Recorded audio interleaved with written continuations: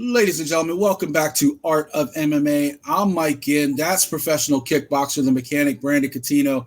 This week, we got a couple cards to react to, Bellator 287, UFC Vegas 63, and then we're going to make our picks for UFC Vegas 64. Sorry, fans, no Battleground this week. Nothing really to bitch about this week, Brandon. But we'll surely get back to that soon. How you feeling this week? Man, feeling good. Sounds like I got my voice back, so that's always a good thing. Yeah, I was watching Kicking It, and I was just like, for those at home, we record this on a Tuesday and release on a Wednesday. Kicking It records on a Monday and releases on Tuesday. So by the time you see this, Kicking It will be out. And I was hopeful I got the Brandon with no voice because it was just funny. Not that I wanted him quiet, but it was just funny because he was just raspy the whole time. You're saying it's from the fights. I think it was because you went to the hockey game. Nah. It was before the hockey games. Like I said, man, I think it's from me yelling at kids. It's from me yelling at kids. That's what you want people to know? Yeah. All right, Grandpa, get off my lawn.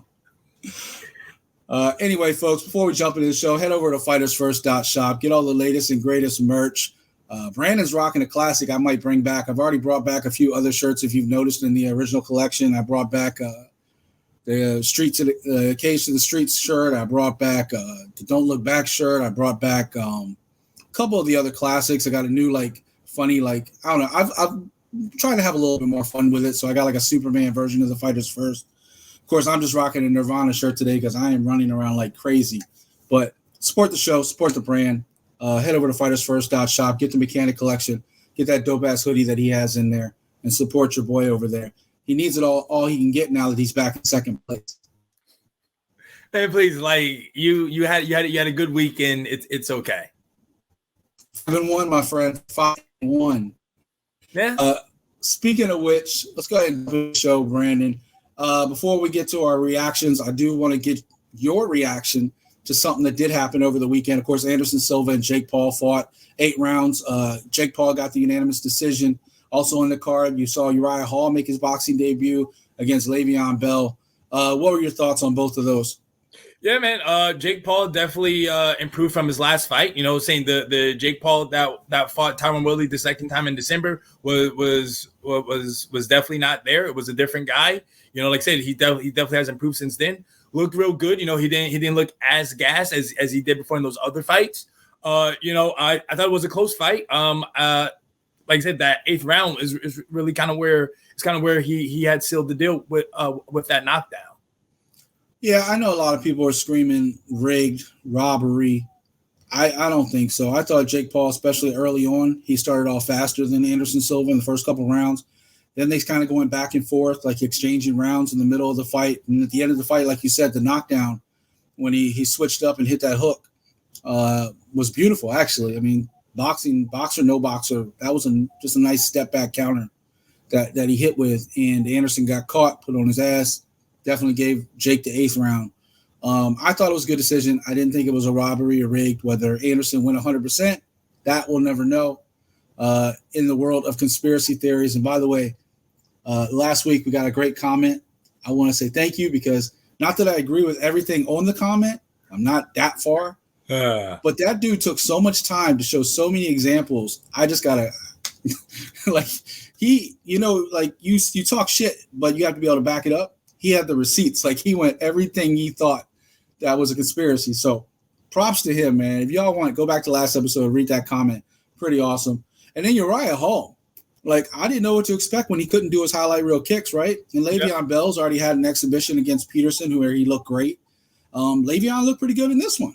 But Uriah Hall just showed his world-class level striking with his hands, and I thought he looked great. What you think? Yeah, no, he did.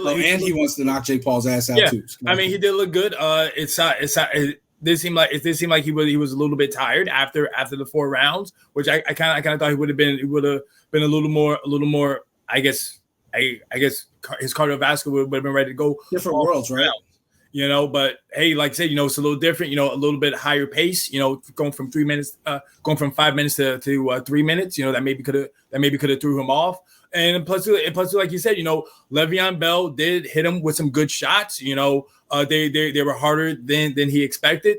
So we had to kind of get used to that, adjusted, and that's what he did, and he got the job done. Yeah, Le'Veon looked pretty good. I told somebody the other day, one of my best friends, we were talking about it. And funny enough, he said Le'Veon was going to win because no dude named Le'Veon ever got knocked out. He said Le'Veon's from the hood. You don't get knocked out when your name is Le'Veon.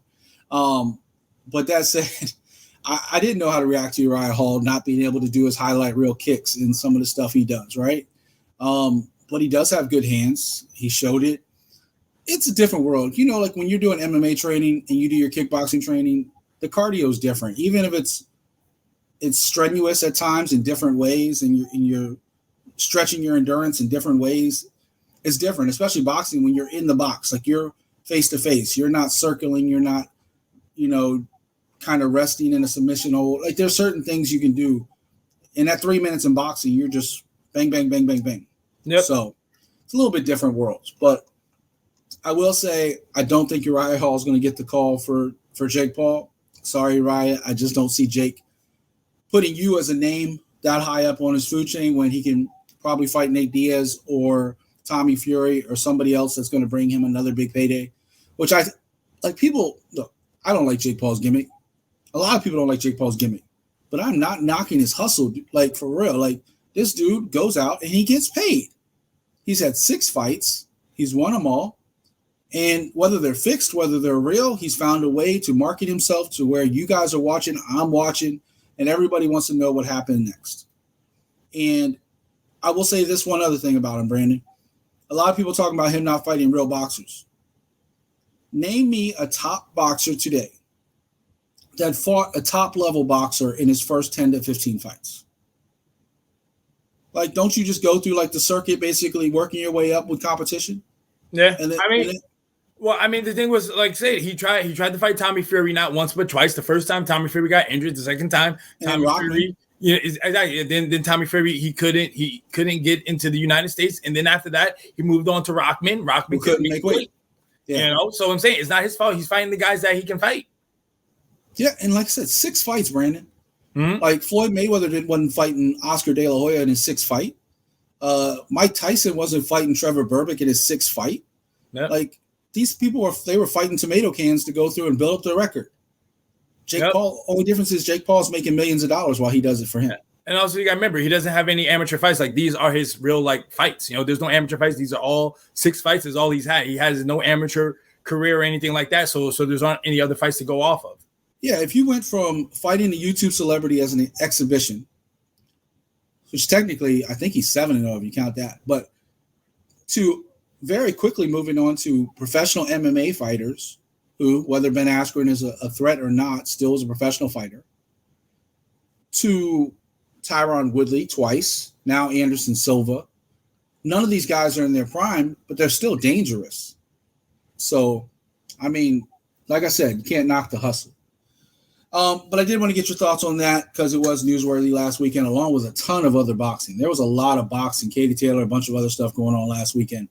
So big weekend for boxing, but there was also a lot of MMA going on, Brandon. That's what we're here to talk about. Let's jump right into it. Bellator 287 from Milan, Italy. Veni, Vidi, Vici, right? You live, you go. Unfortunately for Adam Piccolotti, not so much. All 3 of us picked Barnaoui last week for a good reason. Of course, Fabian Edwards, Charlie Ward, a number of other fights on there. We're going to jump right into the main events. What did you think of Barnaoui's win against Piccolotti by submission in the 2nd round? Yeah, Barnaoui, man, total domination, total control on the ground. Like I said, he basically had Piccolotti's back from the 1st round to the 2nd round until he got the submission. Saying he looked good. He's a real player in their lightweight division, and also too, like I said, it's new blood for them to promote, to pump up, and get the people excited for it. Yeah, like I said last week, like for one, yeah, Piccolotti has the Italian roots, but they were pretty much fighting in Barnaoui's backyard.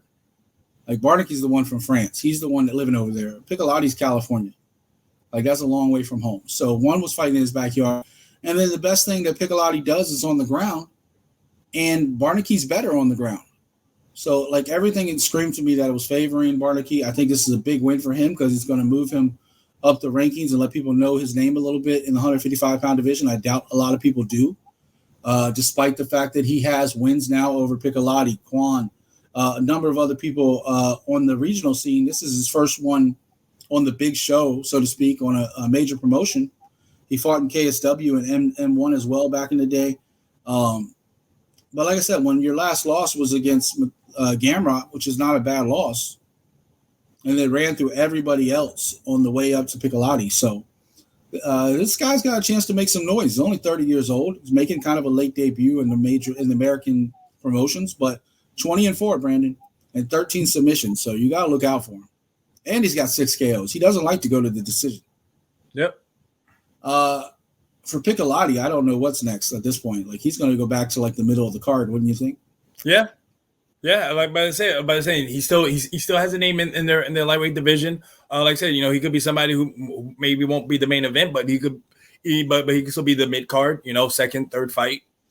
Yeah. I just don't see like he got a little bit hype, but he had tough split losses to Benson Henderson and stuff like that. But I just don't really see what's next for him. Over in the co-main event, the younger brother Fabian Edwards against Charlie Ward. This fight was a little bit more back and forth than I think people thought. I picked Charlie Ward, and at times Charlie Ward had his moments, but I think Fabian Edwards showed he was a little bit more well-rounded than I gave him credit for. What do you think of the fight? Yeah, like I said, I picked Fabian Edwards. I thought he was going to get the job done, and which he did. Like I said, you're going off a win off of Lyoto Machida. You think that you deserve a bigger name. Like I said, I think I heard in an interview that he really didn't want the Charlie Ward fight, but I think that was the only person that really was available for him. So he went out there, did the fight. He got the job done, and hopefully now he will get that big name fight that he wants. I thought when they were on their feet going toe to toe, I thought Charlie was getting the better of it early on, and I think that Fabian just had more well-rounded skills in every other aspect. Whether it was the calf kicks, whether it was moving in and out and circling. The times they exchanged, though, like at one point early, I think it was the first round, maybe early the second, like Charlie almost dropped him because like they went back and forth and Charlie was just landing the cleaner, straighter punches. I think 29-28 was probably the better score. I didn't agree with the 30-27. But it was a closer fight than I think you would see on paper when you look at the result. Charlie Ward was there. I thought Charlie Ward was a little chunky, though. Like, I don't know how to say that. Like, he looked like I've seen him look a lot more slimmed down than he did in this fight. He looked a lot stockier. And I don't know if that played a hand in his training or what, but I don't know. I didn't really see what I thought was Charlie Ward showing up. But Fabian Edwards, congrats to him. He did what he was supposed to do against Lyoto. He did what he was supposed to do in this fight, right? So, yep. Like, do you think they'll finally give him like a bigger name after this? I mean, he wants the last 2 fighters he's fought is over 40 years old. Yeah, and Gegard is right there too.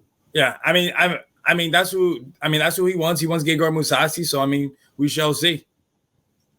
I don't think. Well, first of all, I think Gegard's probably getting a rematch because I don't think they have anybody else lined up for Johnny. Really, that top of that division is kind of stagnant. We haven't seen Johnny Eblen. We haven't seen him since he won the belt. So I don't really know what they're playing. Do they have a fight lined up for the champ yet? Oh, sorry. No, not that I know of as of right now. There's nothing there. There's nothing official. Yeah, I think more than likely because of Musasi's reign, I think we'll probably see a rematch of that early in the year, and then we'll probably go from there. But I don't know. I think if they fought 3, 4, 5 times, I think Johnny would win that fight every time the way he looked against Gegard. So unless Gegard makes adjustments, because Gegard looked a little bit overmatched. I just don't think Fabian Edwards is there yet. Maybe one more win, but when you fight 2 40-plus-year-old fighters and win, you got to fight a younger guy to prove it to me. That's just me. We'll see. Unfortunately, Brandon lost his pick. Tim Wilde got the split decision win over Saul Rogers. Close fight. Honestly, I'll be real with you. I actually thought Saul Rogers won that fight, but close fight. Went back and forth. I'll let you guys know a little behind the scenes. We talked Dan into picking the Justin Gonzalez fight. So he got that win by picking Justin Gonzalez last week over Andrew Fisher. Scat Teasy got the win over Davey Gallon. Vance Destis got the win over Amsuk. This is going to take a while. There was a lot of fights on this card real quick. Alfie Davis with the win over Gowdy. Pencho got the win over Mercanetto. Yves Landau got the win over Caliandro. Beyond got the win. Big TKO, by the way, in the second round over Zubko. Nico Soli got the win over Kamara. My pick, Luke Trainer, looked great. Got the rear naked choke over Alcina in the first round. Wasn't even a contest. That kid is moving up quickly. Stephen Hill over Fusi. Komadov got the big TKO over Tome. I'm going to butcher this one, but Chaza versus Bertinazi, TKO, big one. Iavine versus Herrera got the submission, and Nasser got the win over Pape, big knockout in the first round to start the night. Brandon, what other fights really stood out to you on that card that kind of highlight for you? As I said, your guy Luke Trainer, he got the job done. And I apologize. I know even I was falling asleep reading all those results because it was so long. Go ahead. Yeah, no. But saying Luke Trainer, like I said, I have my eye on him. He looked good. Good bounce back win for him. So that was that. I mean, really in the prelims, that's really what I was looking for. And then also to get back to you, I forgot about the middleweight champion Johnny Eblen. The only person I think who might get the next shot is that's what I was looking for. It was Tokov. Tokov, I think, is somebody who they've been talking about, but like I said, nothing is official. Yeah, I've heard that. I've heard some people moving weight classes to try to make stuff happen, but I haven't heard anything official for Johnny Eblen. I will say one other thing that kind of stood out to me on that card: Simon Bion, 205 light heavyweight. Man, that dude looks strong. He looks fast. He got the TKO in the second round. And then Alfie Davis, once again, over a lightweight, just keeps on winning. He just keeps on winning. So the great thing about when they fight overseas is you get to see a lot of fighters you might not normally see, like, for instance, in the main event with Barnaoui. So giving some people some new looks, new faces. But it was a very long night, a long card. 17 fights in total, so I can only imagine the people that were in the stands in Milan were taking a few bathroom breaks in the middle of that long card. But they kept people excited, so I kind of like when they go over there. Plus, the cards are usually earlier in the day, so Brandon and I can watch them early and still enjoy the rest of our day, so he can lose his voice and things like that. Yep. Elsewhere on Saturday, UFC was in action. The Apex, UFC Vegas 63, Arnold Allen, Calvin Kattar, Max Griffin, Tim Beans, a number of other ones. We're going to jump right into the main event with that one. Kind of hard to talk about, but at the same time, you got to give Arnold Allen credit. He gets the TKO win technically in the second round, but you can see the injury in the first round really took its toll on Calvin Kattar. What did you think of that whole thing? Yeah, Arnold Allen looked real good in the first round, man. Came out, looked sharp. My pick. Combinations were on point. He looked strong for the division. It looked like he's filled out in the weight class at 145 now. And like I said, it's unfortunate that Calvin Kattar, kind of got hurt. You're doing that scissor knee. But hey, man, this is the fight game. It's the hurt business. Things happen. I was surprised he came back out for the second round personally. You kind of could see the injury in the first round, and then he came out and immediately, didn't take long. I think 8 seconds into the second round. Yep. But look, Arnold Allen, we talked about Arnold Allen. We talked about Brendan Allen a few weeks ago. Stop sleeping on the Allen guys. Like, these guys can fight, and Arnold Allen hasn't lost a fight in the UFC. He's 19-1 now.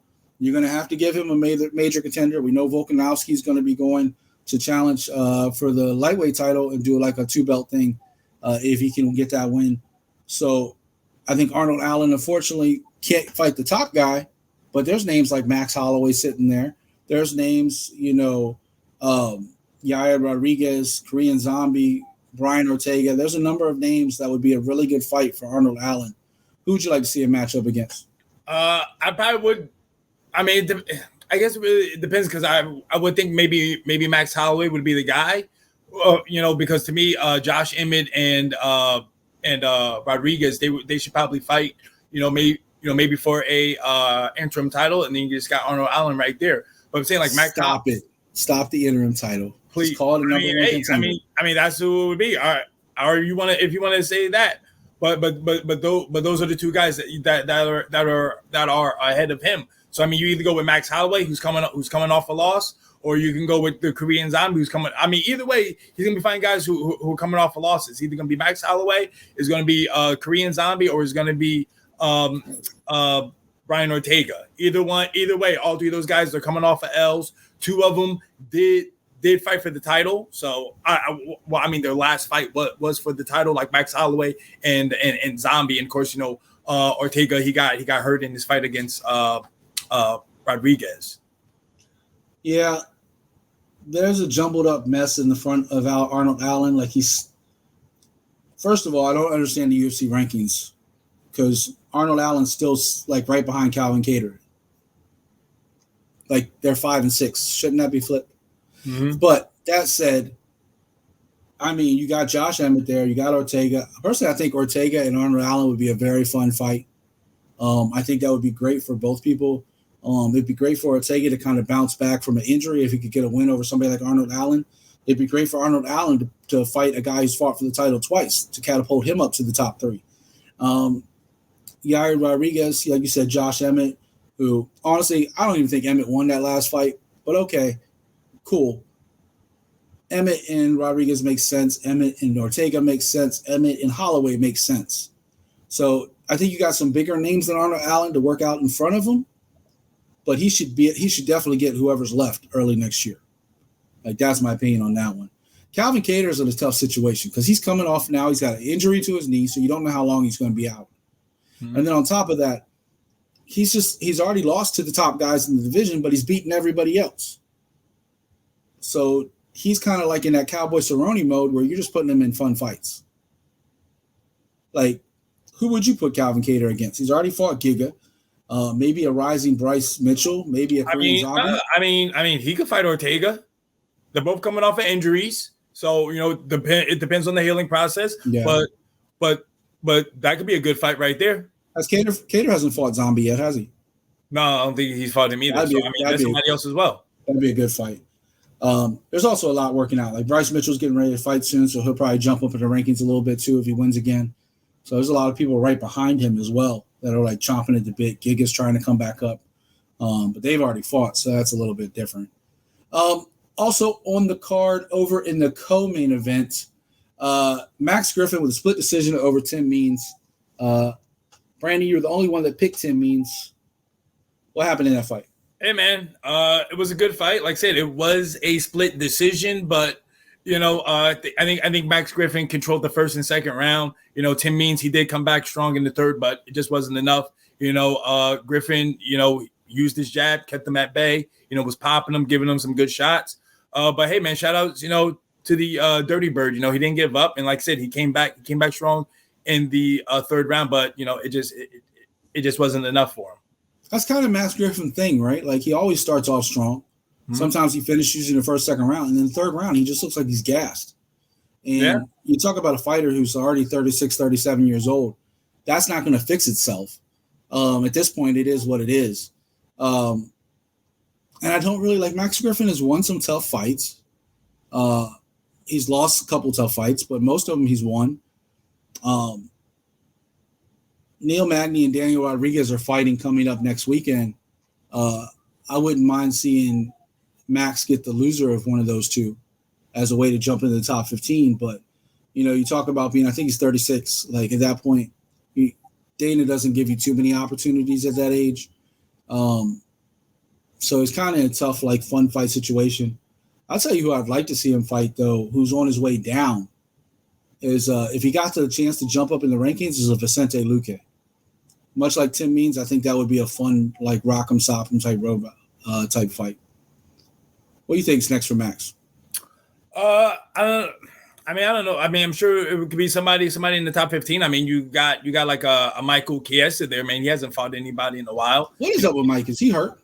I don't think so. I know he's been working on the desk, but I don't think he has any injuries.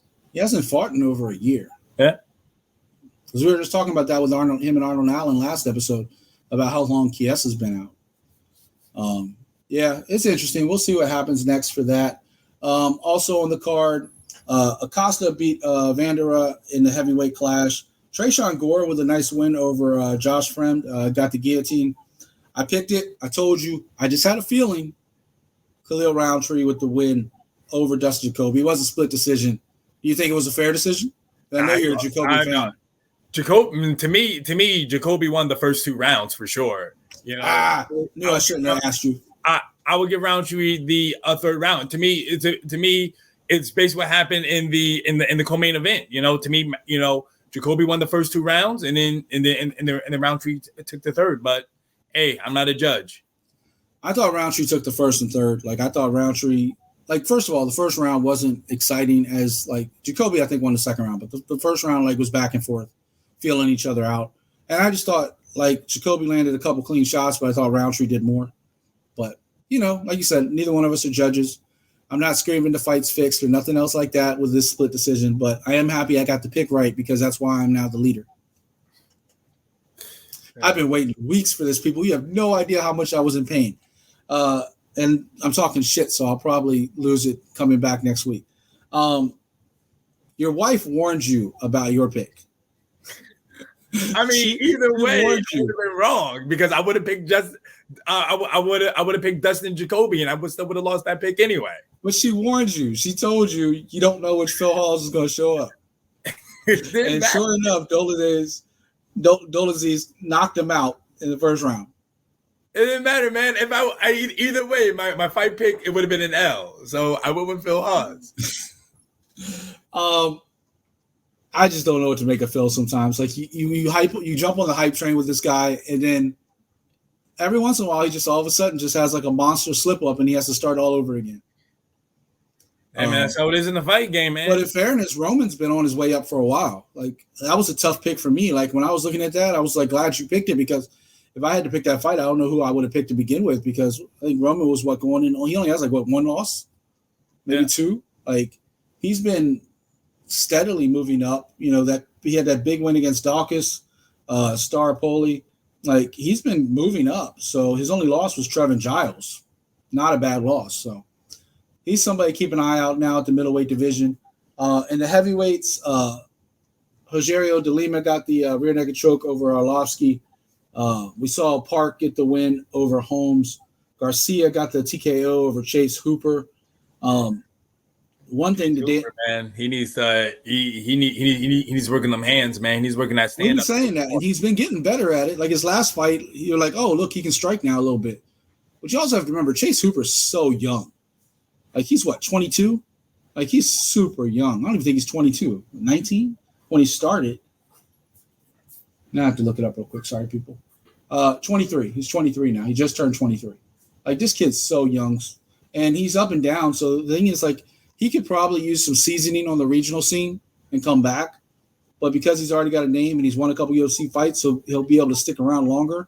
But I think that's going to be bad for his ego because by 25, if he's not a winning fighter, people are going to label him a bust. Mm-hmm. Same with that new kid that they just signed from Dana White Contender Series. Signed him at 17. He's making his debut next month at 18. But he's going to be the youngest fighter ever. He comes out, get a couple big wins like Sage Northcutt, right? Mm-hmm. And then if you lose a couple of fights, all of a sudden, then you're forgotten. And you got a whole life ahead of you. Like you're 20 years old at that point, and then what? So that's one thing I don't like, Brandon, when they bring in these fighters too young because they haven't had the experience yet. It's like you don't see people going in the NFL before they play 3 years of college. Like there's grown men that you're fighting, 35-year-old men.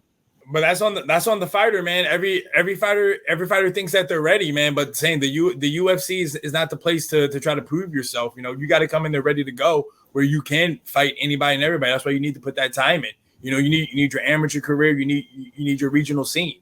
You know. I call it the John Jones effect, or if you want Kobe Bryant effect, Kevin Garnett. Like you see some of these 18-year-olds coming in and being like, look at this, like John Jones, right? Champion at what, 21, 20? I think he was 23. 23, but he debuted at 20, right? Yeah. And came in and took the world by storm, right? Basketball, Kobe Bryant, Kevin Garnett, some of those people. All of a sudden, they have this impact. Can an 18-year-old come in and do something great? Absolutely. But it's one out of 50 maybe.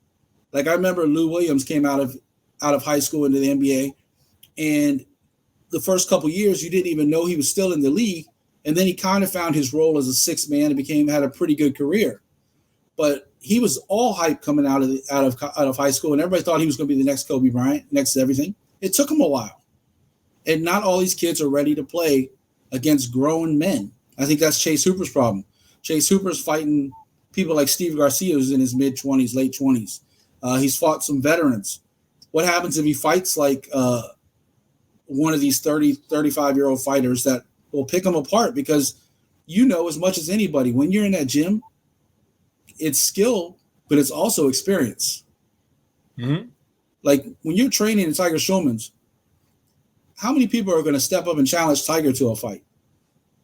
Yeah. Like that dude knows how to fight. He knows how to train people. He knows how to train killers.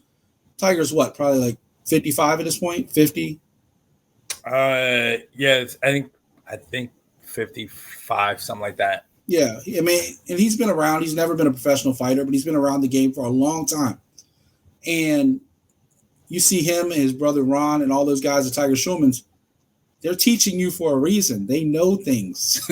And when you're in a fight against those people, it's just not a good world for some of these younger kids. Finish up real quick. The hype around Carlos Mota wasn't really founded. Durden got the win at flyweight, gave Dan his only loss of the week. And Christian Rodriguez got the win over Weems with the Anaconda choke. Brandon, any other highlights on that card you want to talk about real quick before we move on? I mean, really just the Jacoby Roundtree fight was really all. I mean, the only other fight that I was really looking forward to. I was kind of impressed by Tresean Gore. A lot of hype coming in. Kind of started his career and ran his career through the UFC. He was 3-2 at this point. Got a win over another veteran in Josh Friend, so 4-2 now. Still world of time in front of Tresean Gore. We don't know what to expect. He's another one of those young guys that got thrust in because he had a lot of hype. And he started off strong and then hit a rocky road. Now he's coming back.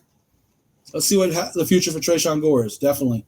And then the vet, Rogerio de Lima with the rear naked choke against Arlovsky. I can't even say Arlovsky looked bad. He just got out technical wrestled, pretty much.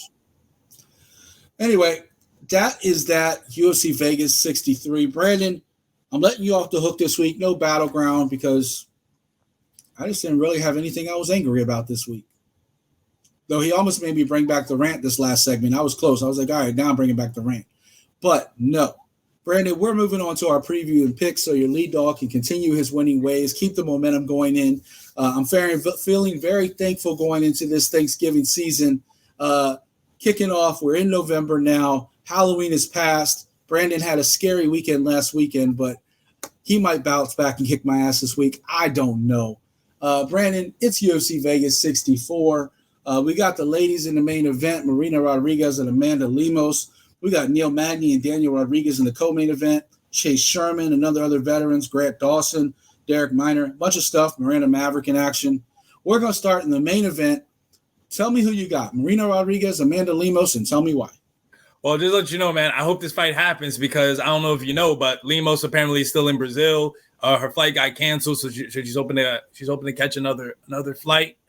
But yeah, I mean, I was aware, but at the same time, I have to talk about it because it's still officially the main event. Yeah, but I'm gonna go with Rodriguez. I think she really is the person who everybody thinks is next to really get a title shot, and I think she knows that if she gets this W here, she will be on her way to really solidify herself as the number one contender.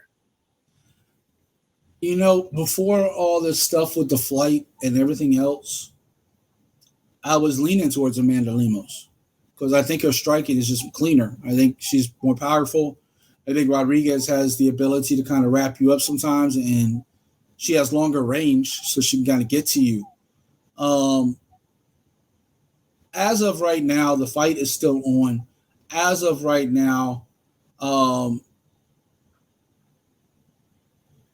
we're talking about this on Tuesday.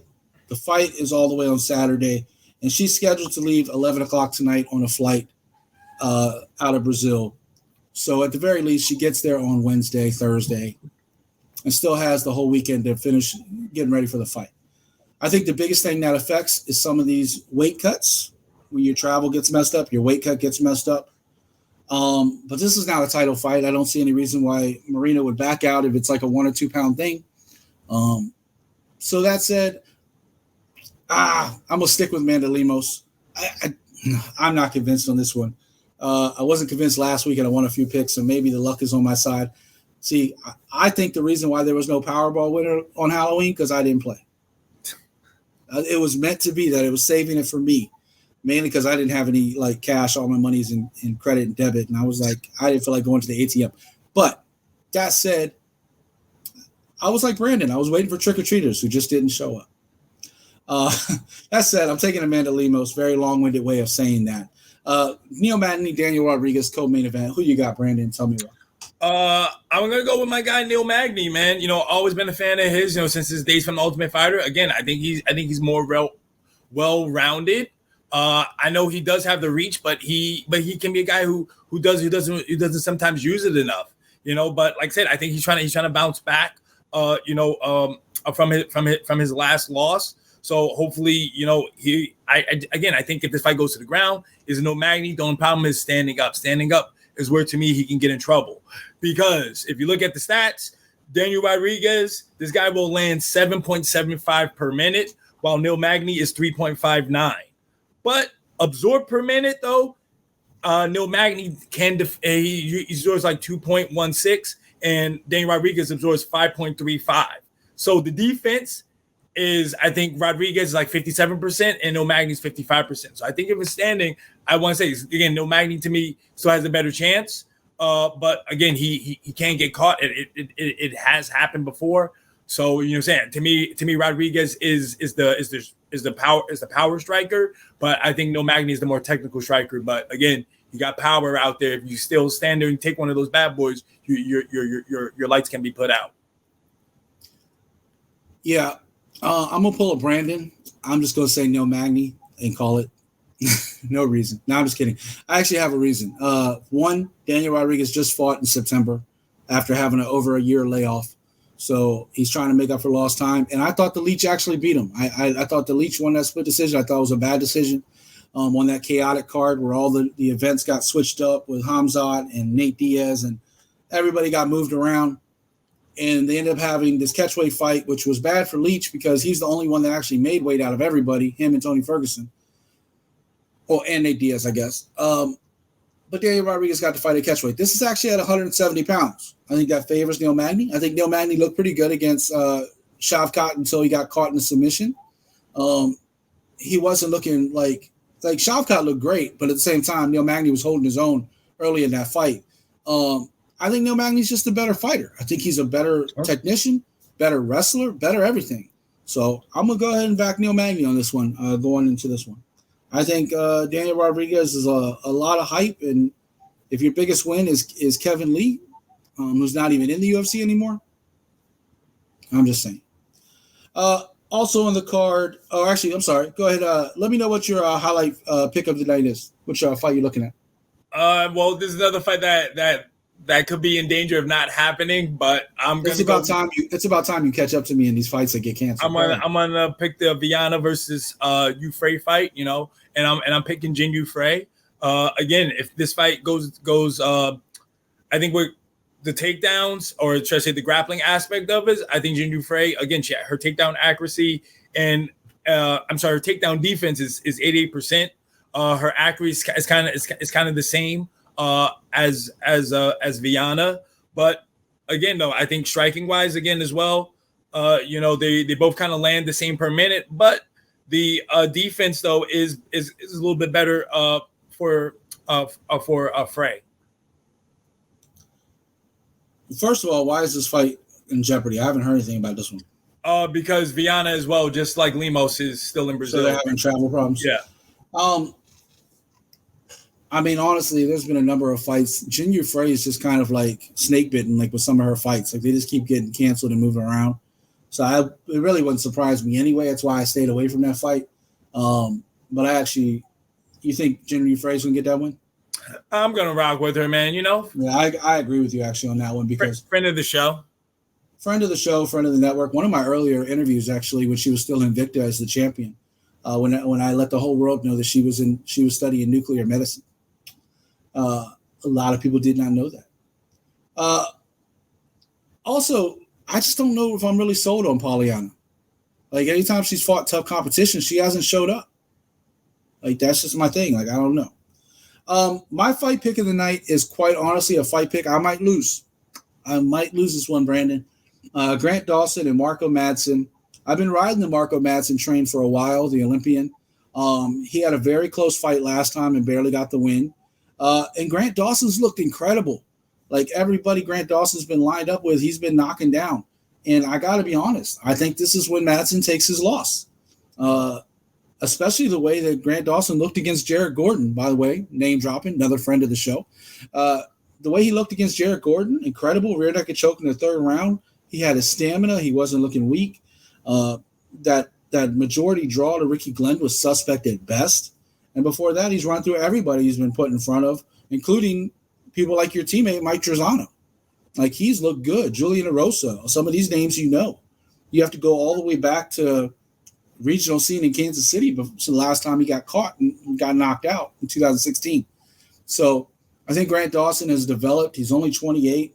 One of those American top team fighters that's kind of found his own. And so I'm picking Grant Dawson in this one. I think he's just the better fighter. I think Madsen's a wrestler. I don't think he's a striker. So I don't know. What do you think? That's going to be a good fight. Yeah, no, that's definitely a good fight. Like I said, I think Grant Dawson, he too is a wrestler as well, but I think he does have the better striking, though. Yeah. Also on the card, Chase Sherman continues his reclamation project. You know, he got cut. They brought him back for a fight. He actually got a win, so he's still here. Fighting Josh Parisian. Ewan Beckhoff against Nathan Manis. Going to be a good fight. I almost picked that fight, actually. Derek Minor versus Shaleon. Miranda Maverick versus Shayna Young is going to be a good fight. Mario Bautista versus Benito Lopez is going to be a good fight. Shalinian versus Munoz Jr. You have Candelario versus Jake Hadley, another good fight. And then Vidal versus Pascal. I mean, this fight card looks pretty good on the 5th from the Apex in Las Vegas. Any other highlights on that card you're really looking forward to? Miranda Maverick? Yeah, exactly. That's the only fight I'm going to look forward to is the Maverick Young fight. You know, I did almost pick that fight as my fight pick, but I decided just to go with Jin Yu Frey, you know, friend of the show, so had to rock with her. Yeah, that Candelario Jake Hadley fight's going to be really interesting too. A lot of guys, both those guys have a lot to lose if they lose this fight and a lot to win if they do. They're both on the way up, so it's going to be a make or break for both those guys. And then I mentioned it, that Bautista Lopez fight is that bantamweight fight could be fight of the night. Those guys are going to go in there and go for the kill. Both are like 10-2, 10-1, like just like the last fight. Something's got to give. And then, of course, you also have the ladies opening the night with Vidal and Pascal, so that's going to be another fun fight. All that said, I was going to say that too is another fight that's in trouble because Vidal as well is also on the. I heard about that one. Yeah. The thing about it is like nowadays, every ladies fight we pick is almost snake bitten. Like both of us, like for how long did I pick like Angela Hill fights and they just kept getting canceled and canceled and canceled? Like Jin Yu Frey, cancel and cancel. Like I stay away from it now. You clearly have not learned your lesson, and that's why I'm now the lead dog and you're in second place. Even though the funny thing is, if you look at our records, because we don't count the no contest, we just keep records of them. I've had 9 fights not happen. You've only had 5, so you still got a ways to catch up. That's why Brandon has more wins than me. Half my fights haven't happened. They just don't happen. But he does have more losses than me too. So if we were going to the playoffs, I'd be the number 1 seed. Well, that's just we're not counting Dan, who's messing around at 10-5 and 66%. But he only shows up once in a while. He doesn't count. Ladies and gentlemen, leave your thoughts as always. Let us know who's your favorite, me or Brandon. No, I'm just kidding. Let us know who's your fights on the fight card. I know you're the favorite, all right? It's not a question. We know. I like being the heel. I'm going to put a pumpkin on you like Otis and do like Matt Riddle and RKO you. Okay. God, he keeps saying okay, like he's going to kick my ass. Now I'm starting to suspect myself. Yeah, man, Otis killed it last night, man. Otis was awesome, bro. Exactly. He was awesome. And then Otis is so big, and then when Matt Riddle was trying to do the RKO around Otis and around the pumpkin, he was just like, he just fell. He's like, I don't know what to do. Yeah. I don't know. Anyway, I'm hoping we see Randy Orton soon, by the way, because I'm getting tired of this whole Matt Riddle trying to be Randy Orton thing. That said, Veni, Vidi, Vici, I hope you all have a great fight weekend this weekend. Enjoy UFC Vegas 63. We'll be back next week to talk about everything, and I'm sure I'll have something to bitch about in Battleground just to make Brandon upset. But any final words before we get out of here, Brandon?